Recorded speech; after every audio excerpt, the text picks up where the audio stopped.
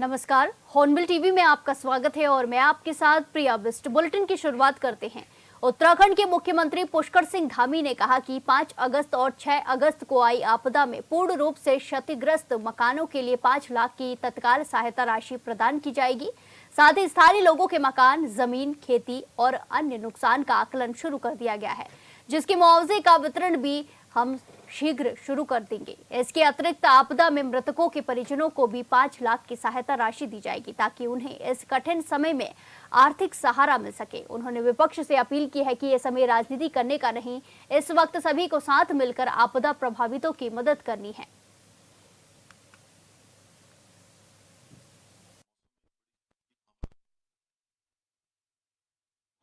State के helicopter और देखिए, आपदा के बाद हमारी सबसे बड़ी जो प्राथमिकता थी वो सभी लोगों को सुरक्षित बाहर निकालना, और हमने वो काम प्रारंभ किया। हालांकि मौसम एक बड़ी चुनौती वहां पर हमेशा रहता है, लेकिन स्टेट के हेलीकॉप्टर और सेना के चिनूक, MI, इन सब की मदद से 1000 से भी ज्यादा लोगों को आज तक वहां से रेस्क्यू किया जा चुका है। सभी तीर्थयात्री श्रद्धालु जो देश भर के आए हुए थे, उन सभी को अब निकाला जा चुका है और स्थानीय लोगों को भी निकाल रहे हैं। और आज ये काम हमारा लगभग पूरा हो जाएगा, और कुछ बचेगा तो उसको कल प्रातःकाल फिर से रेस्क्यू करके उसको पूरा करेंगे। इसके बाद सभी घायलों को भी अस्पताल में पहुंचा दिया गया है। कुछ लोग एम्स में भी हैं, कुछ उत्तरकाशी में हैं। सभी को अच्छा इलाज मिले, उसकी भी सभी प्रकार की व्यवस्थाएं वहां पर की गई हैं। इसके अतिरिक्त अब लोगों को वहां बिजली मिले, उसके लिए कल उरेडा का जो पावर हाउस है उसको चालू किया गया था। और हरसिल क्षेत्र में कनेक्टिविटी बिल्कुल लॉस्ट हो गई थी, टावर भी जो है इस आपदा में तबाह हो गए थे।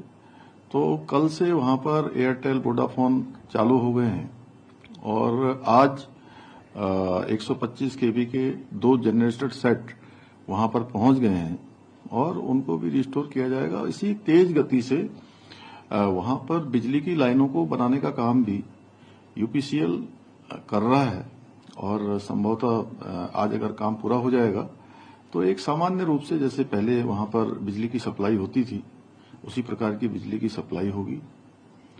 और ये जो सड़क है वो अनेक स्थानों पर क्षतिग्रस्त हुई है। लैंडस्लाइड बहुत सारे स्थानों पर आया है, और लाछी गाड़ के पास बेली ब्रिज को इंस्टॉल किया जा रहा है। आज शाम तक बेली ब्रिज इंस्टॉल हो जाएगा। उसके बाद जो छोटे छोटे मार्गों पर जो भूस्खलन आया है, मार्गों पर छोटा छोटा जो भूस्खलन है, उसको ठीक करते हुए हमारी मशीनें मंगलवार तक हरसिल तक रोड मार्ग पूरी तरह से बन जाएगा। और वहां बनने के बाद फिर तेजी से काम होगा, क्योंकि लगभग 200-250 मीटर जो हरसिल और धराली के बीच का मार्ग है वो पूरी तरह से अभी जलमग्न है। वहां पर तालाब जैसा बन गया है, और फिर मशीनें पहुंचेंगी तो उस तालाब को भी चैनलाइजेशन किया जाएगा, जिससे कि वो तालाब से पानी निकले और पानी अपने नॉर्मल तरीके से आगे बहाव की ओर जाएगा। तो वो स्थान खाली हो जाएगा जहां पर हमारा हेलीपैड था, वो भी पूरा 8-10 फीट उसमें भी पानी भरा हुआ है। और फिर हमारा धराली तक ये संपर्क मार्ग बन जाएगा। तो वहां पर अन्य जो राहत के काम है, बड़ी मशीनें जानी है, JCB जानी है, इसमें पोकलैंडें जानी है, वो आसानी से जा पाएंगी। और इस काम को हम प्राथमिकता से कर रहे हैं। इसके अतिरिक्त लोगों का पुनर्वास करना, लोगों को सहायता करना, लोगों के लिए वहां पर राशन इत्यादि की व्यवस्था करना, हमने तय किया है कि जो भी प्रभावित परिवार हैं उनको अगले 6 माह का राशन जो है हम उपलब्ध कराएंगे। इसके अतिरिक्त जो कल एक आपदा राहत की जो राशि होती है मानकों की, वो देने का काम वहां पर प्रशासन ने किया। हालांकि कुछ लोगों ने इसको भी अनावश्यक रूप से इशू बनाने का प्रयास किया है। इस समय इशू बनाने का नहीं है। हम सभी को चूंकि संपूर्ण प्रकार की जो सहायता होती है वो सहायता उपलब्ध कराएंगे। ये हमारा संकल्प है, और हम लोगों का वो गांव फिर से आए, और उनकी आपदा बहुत बड़ी आपदा है और सभी कुछ चला गया, तबाह हो गया। तो उसके अनुरूप जो मानक हैं, उन मानकों के अतिरिक्त भी हम काम कर रहे हैं। 5 लाख रुपए की जो सहायता राशि है वो सभी के लिए आज जारी कर रहे हैं। और उसके अतिरिक्त सचिव राजस्व की अध्यक्षता में 3 सदस्यीय कमेटी बनाई जा रही है। एक कमेटी बनाएगी, वो सब प्रकार का आकलन करेगी और आकलन करने के बाद वो जितने भी हमारे पीड़ित लोग हैं, उन पीड़ित परिवारों का पुनर्वास कैसे होगा, विस्थापन कैसे होगा, कितनी हानि हुई है, कितना जो हमारे फल है, वहां पर बहुत बड़ा काम जो है सेब का भी था, वो भी बहुत नुकसान हुआ है। उसको भी जो है हम लोग हर प्रकार से सहायता करेंगे। लोगों के होटल थे, होम स्टे थे, मकान थे, वो पूरी तरह से तबाह हो गए हैं। तो उसके अनुरूप हमारा पूरी तरह से है कि सभी आपदाओं में जिस प्रकार से एक पैकेज दिया जाता है, वो पैकेज भी हम देंगे और इसके लिए समिति का गठन कर दिया गया है। उसके बाद ये सब काम होगा। अभी फिलहाल कपड़े, राशन और दूध, बच्चों के लिए दवाइयां और जितने प्रकार की भी जो आवश्यकताएं हैं, वो सभी हम जो है वहां पहुंचा रहे हैं। पर्याप्त मात्रा में राशन पहुंच गया है। हाँ, शुरुआत के दिनों में 2 दिन बहुत हमारे लिए चुनौती था, क्योंकि मौसम ठीक भी नहीं हो रहा था, बीच बीच में मौसम भी खराब हो रहा था। साथ ही हम लोगों को जो लोग अन्य स्थानों से आए थे, उनको भी लाना था, तमाम प्रकार की। अब हमारी जो व्यवस्थाएं वो पटरी पर आ गई है और मैं तो सभी से कहूंगा कि जो हमारे प्रतिपक्ष के भी लोग हैं, वो भी इस आपदा के समय में सब आपदा पीड़ितों की मदद के लिए आगे आए। हम सब लोग मिलकर इस आपदा से इस चुनौती का सामना करेंगे, इससे हम लोग आगे बढ़ेंगे। ये समय राजनीति करने का नहीं है, राजनीति बहुत और समय पर हो सकती है। इस समय नकारात्मकता छोड़ के सकारात्मक रूप से उन लोगों के आंसू पूछने के लिए सबको आगे आना चाहिए।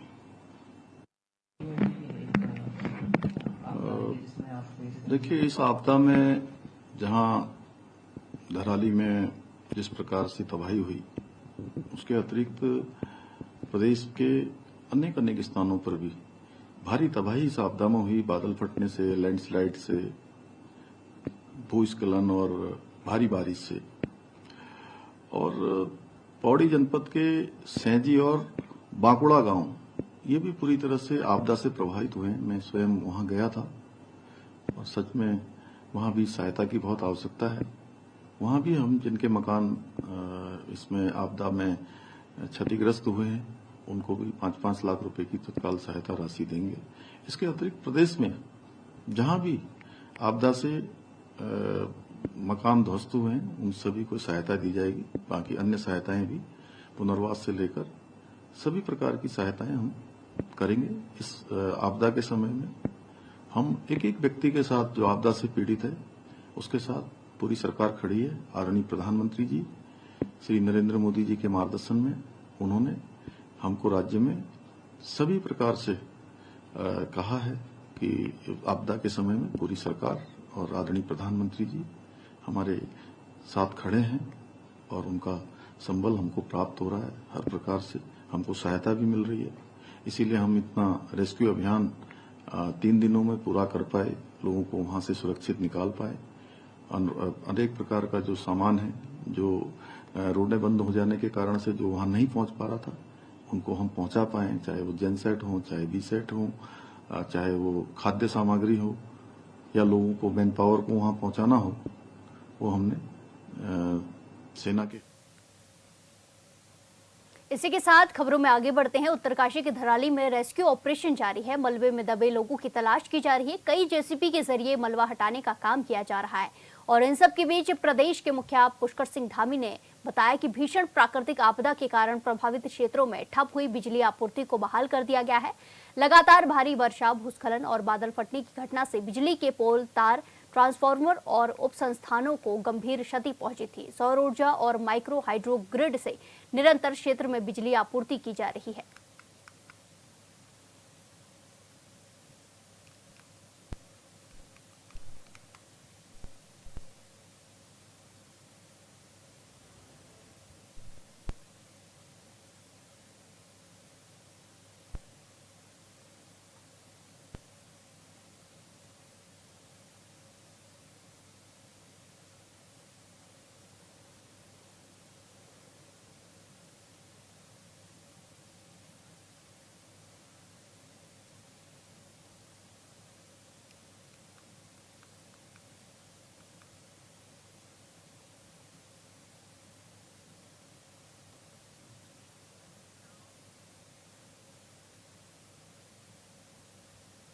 धराली में मलबा हटाने का काम लगातार जारी है। प्रभावित परिवारों के लिए राहत पहुंचाने की हर कोशिश की जा रही है। साथ ही बंद पड़ी सड़कों को खोलने के लिए कार्य चल रहा है। गंगनानी के पास वॉश आउट हुए पुल जल्द तैयार होने की संभावना है। अभी तक 1000 से अधिक लोगों को रेस्क्यू कर सुरक्षित घरों तक पहुंचा दिया गया है। वहीं अगर मौसम ने साथ दिया तो आज भी लोगों को सुरक्षित निकाला जाएगा।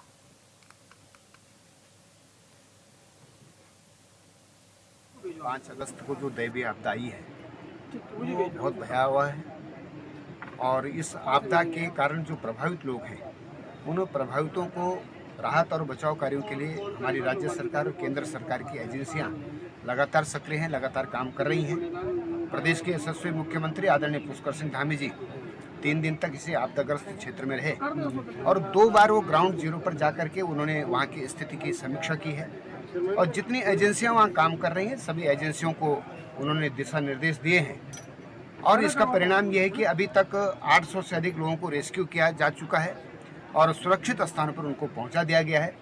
जो ये मेन रोड है गंगोत्री हाईवे, इसको लिमचा गार्ड में जो वैली ब्रिज टूट गया था, पीडब्ल्यूडी उसको ठीक करने में लगा हुआ है और आज रात्रि तक ये सूचना है कि वो पुल नया जो उन्होंने जोड़ के तैयार किया है आज रात तक वो चालू हो जाएगा। बिजली की कनेक्टिविटी जो बाधित हो गई थी, पोल बह गए थे, तार बह गए थे, वहाँ भी 26 मजदूरों को सुबह वहाँ पहुँचा दिया गया और विद्युत विभाग वहाँ त्वरित गति से कार्रवाई कर रहा है। स्वास्थ्य सचिव के नाते आज मैंने जो हमारे जितने भी स्वास्थ्य विभाग में जहाँ हमारे पड़ाव हैं वहाँ पे मैंने मौका मुआयना किया। स्टार्टिंग फ्रॉम चिन्याली सो जहाँ पे लगभग 150 लोगों की आज जो है उतारे गए वहाँ पे और सभी जो लोग उतारे गए वहाँ उनकी काउंसलिंग भी की गई और उसके बाद फिर यहाँ मौत मातली का मौका मुआयना किया गया। यहाँ पर भी बताया गया कि लगभग 560 जो पेशेंट्स जो यहाँ पे आए थे, जो लोग रेस्क्यू किए गए थे, उनमें से लगभग 367 के आसपास लोगों की काउंसलिंग भी की गई और उनको अगर कोई एसेंशियल दवाई चाहिए तो वो भी उपलब्ध यहाँ पे कराई गई। यहाँ पे जैसा आप देख रहे हैं हमारी स्वास्थ्य टीमें जो हैं लगातार 24/7 सेवाएं दे रहे हैं। माननीय मुख्यमंत्री जी के मार्गदर्शन पे और उनके निर्देशन पे लगातार स्वास्थ्य विभाग सतर्क है।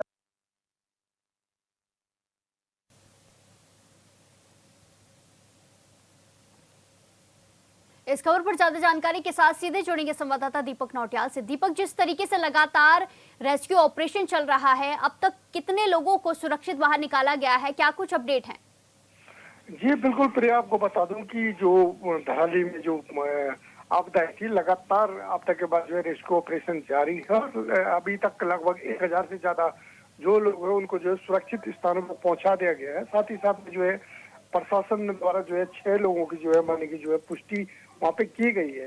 वर्तमान में अभी बता दूं तो उत्तरकाशी जो धराली क्षेत्र है वहाँ पे जो है मौसम खराब है और जो हेली सेवा है वो समय वर्तमान में इसमें रोक दी गई है क्योंकि मौसम बहुत ज्यादा खराब धराली में है। लेकिन जो वहाँ पे जो रेस्क्यू में जो टीम लगी हुई है लगातार दिन रात करके जो वहाँ पे जो है जिंदगी की तलाश कर रही है और कहीं न कहीं देखा जा रहा है कि समय जो उत्तराखंड की जो पूरी प्रशासनिक बॉडी है धराली पे ही काम कर रही है।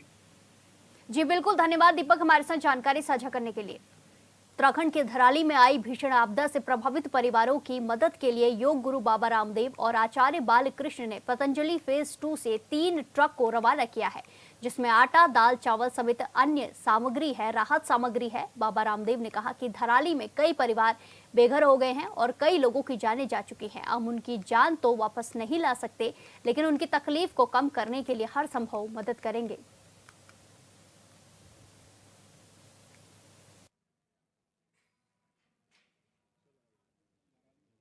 पर्व हमें खुशियाँ प्रदान करता है और हम संकल्प लेते हैं। रक्षाबंधन का अर्थ ये होता है कि हम अपने सामर्थ्य के अनुसार जिनकी रक्षा कर सकते हैं, चाहे वो हमारी पवित्र बहन हो, चाहे बहन के अतिरिक्त कोई भी समाज का व्यक्ति हो। तो दुर्भाग्य से उत्तराखंड में कुछ दिन पहले जो बेहद भयानक जो त्रासदी हुई, हम उसी दिन से पूरा पतंजलि परिवार सधेश स्वामी जी और हम लोग संपर्क में थे। लगातार बातें हो रही थी, कई लोगों को कई तरह से हमने सहयोग भी किया। तो सरकार से, शासन से बात करने पर टोटल हमको लगभग लगा कि 400 के लगभग परिवार वहाँ पर इस त्रासदी में अत्यधिक पीड़ित हैं। तो उन 400 परिवारों को लक्ष्य कर करके उनके परिवार के लिए जो आवश्यक सामग्री है कि यदि वो हमारे भाई बहन हैं तो पतंजलि वैसे भी पहले से ही हमेशा किसी भी तरह की कोई भी आपदा और त्रासदी आई है सिर्फ दिखाने के लिए नहीं, अपितु तो दिल और प्राणपन से जुट करके अपने सामर्थ्य से बढ़ करके सेवाएं की हैं। तो इस आपदा की पीड़ा की घड़ी में हम साथ भी हैं और हर तरह से सहयोग के लिए, उनकी रक्षा के लिए संकल्पबद्ध भी हैं। उत्तरकाशी, धराली, हरसिल की इस त्रासदी में खत्म हो गया। वो जीवन तो कोई लौटा नहीं सकता।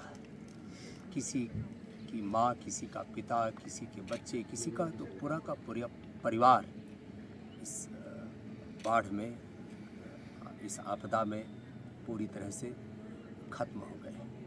लेकिन फिर भी जो बाढ़ से बहुत ज़्यादा प्रभावित, पूरी इस आपदा से, त्रासदी से जो बहुत ज़्यादा प्रभावित परिवार हैं, ऐसे 400-500 परिवार के बारे में अभी हमें जानकारी मिली।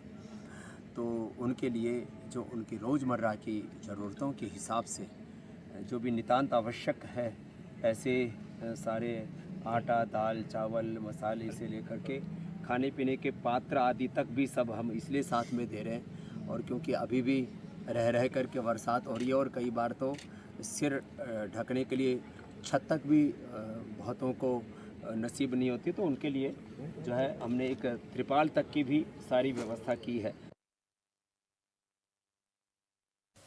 धराली आपदा में लापता हुए उत्तरकाशी धनारी के युद्धवीर सिंह को उनकी बहनों ने हेलीपैड पर ही राखी बांधी और उनकी लंबी उम्र की कामना के साथ ही भगवान का धन्यवाद किया। मौके पर युद्धवीर सिंह ने कहा कि भगवान की कृपा और उनकी बहनों के प्यार से ही वो आपदा के दिन होटल में सुरक्षित बच गए।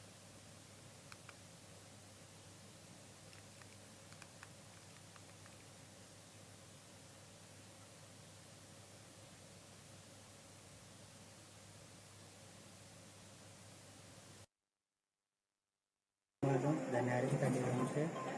तो जो वहाँ पे 5 तारीख जो आपदा आई थी, तो उसमें हम वहीं पे मतलब काम कर रहे थे। उसमें हमारे जो दोस्त था वहाँ पे, तो उसमें जब आपदा आई तो हम 5 शाम दिन के टाइम पे मतलब अपने रूम में आराम कर रहे थे। उसके बाद जो आपदा आई तो उसके लिए हमारे मालिक ने हमें 1 मिनट पहले कॉल कर दिया था कि आप इधर आ जाओ, थोड़ा काम करना है। तो इसी वजह से हम थोड़ा चलते फिरते रहे, बाहर आ गए। तो इसी की वजह से हम थोड़ा बच गए आज, नहीं तो हम तो उसके बाद जब 5 मिनट बाद जैसे अपने कैंप की हालत देखी तो पूरा वहाँ पे जो कुछ भी नहीं बचा था। हमारे न कपड़े हैं, न कुछ, न खाली एक यही मतलब एक ड्रेस बची है जो पहन रखी थी।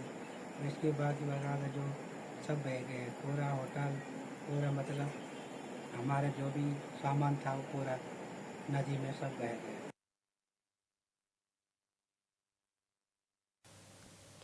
उत्तराखंड एसटीएफ की साइबर क्राइम टीम ने दून इंटरनेशनल स्कूल के online platform school pad hacking और ठगी के मामले का खुलासा कर दिया है।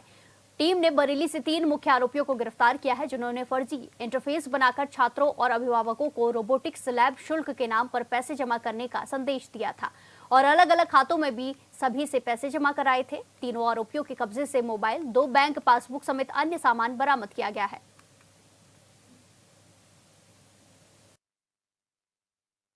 ये दून इंटरनेशनल स्कूल है। इनकी जो ऑनलाइन फी पेमेंट की जो प्लेटफॉर्म है स्कूल पैड करके, उसको हैक करके उसमें क्यूआर कोड जनरेट किया गया और उसमें अभिभावकों से 4,990 रुपये प्रत्येक पेरेंट से उसमें डिमांड की गई और उस संबंध में फिर एक एफआईआर लिखी गई सीसीपीएस देहरादून में। और उसमें फिर साइबर की टीम ने उस क्यूआर कोड के माध्यम से इन्वेस्टिगेशन शुरू करी और फाइनली वो पेटीएम अकाउंट और फिर बैंक अकाउंट्स और फिर मोबाइल नंबर से डिटेल लेते हुए अलग अलग प्लेटफॉर्म से इसमें पिछले 3 दिनों में काफ़ी प्रयास करने के बाद में फाइनली बरेली से ये मॉड्यूल बस्ट हुआ है और इसमें 3 लोगों की अरेस्टिंग हुई है। एक रिजवान है, एक सुदामा दिवाकर और फराज। और इसमें एक चौथा अभियुक्त है, अभी वांटेड है। और इसमें जो रिजवान और सुदामा है, इनकी क्रिमिनल हिस्ट्री भी है। रिजवान के ऊपर आईटी एक्ट का केस है 2025 का, और इन्होंने ये क्यूआर कोड जनरेट करके और जो इनकी वेबसाइट थी उसको हैक किया था और इस प्रकार की कार्रवाई की थी। एक इसमें वांटेड है, जल्दी इसको भी पकड़ लिया जाएगा। उत्तराखंड हाईकोर्ट ने हरिद्वार जिले में स्लॉटर हाउस के बजाय खुले बाजार में कट रही मछली और मुर्गों के मामले में दायर जनहित याचिका पर सुनवाई की। इस दौरान कोर्ट की खंडपीठ ने राज्य सरकार, जिलाधिकारी समेत नगर पालिका मंगलौर को नोटिस जारी कर 18 अगस्त तक जवाब दाखिल करने के निर्देश दिए हैं। ये शिकायतकर्ता ने याचिका दायर कर कहा है कि नगर निगम मंगलौर की ओर से स्लॉटर हाउस के नियमों का पालन नहीं हो रहा है।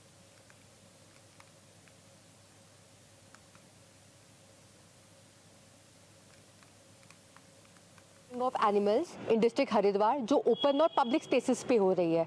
यहाँ पे ऐसा कुछ है कि ये चीज़ें गैर कानूनी है अगर आप किसी ओपन या पब्लिक स्पेस में कर रहे हैं। अगर आपको किसी जानवर को स्लॉटर करना है तो एक लाइसेंस्ड एक स्लॉटर हाउस के थ्रू ही हो सकता है, वरना ऐसे ही आप किसी दुकान या पब्लिक या ओपन स्पेस पे वो नहीं कर सकते हैं। तो इसी को लेके 2018 में एक PIL हो रखी है ऑलरेडी, जिसमें आदेश बहुत ही इलाबोरेट करके इन्होंने जजमेंट दे रखी थी हमारी कि ऐसी अगर दुकानें अगर चल रही है तो सारी बंद होंगी। तो उसके बाद तो इस माध्यम से हमें पता चला था कि ये आज की डेट में भी ये सब चल रहा है, कि आज की डेट में भी इलीगल स्लॉटर हो रहा है पब्लिक और ओपन स्पेसेस पे। तो हमने वाया दिस PIL हमने एक तो पहली बात मांग की है कि जो पालन जो था उन आदेशों का उसका हो। दूसरा हमने मांगा है जो ऐसी मीट की दुकानें जो ऐसी चल रही है इस माध्यम से पब्लिक और ओपन स्पेसेस में जो ये एनिमल्स की स्लॉटरिंग हो रही है, जो जानवरों को काट रहे हैं, उसको लेके ये वो दुकानें बंद हो। तीसरी जो हमने मांग रखी कि इस पे एक जांच हो इस चीज़ को लेके कि ये जानवर कौन बेच रहा था, ये कैसे आ रहे हैं, इनको काट कौन रहा है। एंड दूसरा, अगर यदि इस बुलेटिन में फिलहाल के लिए इतना ही। बाकी तमाम खबरों के लिए देखते रहिए हॉर्नबिल TV। नमस्कार।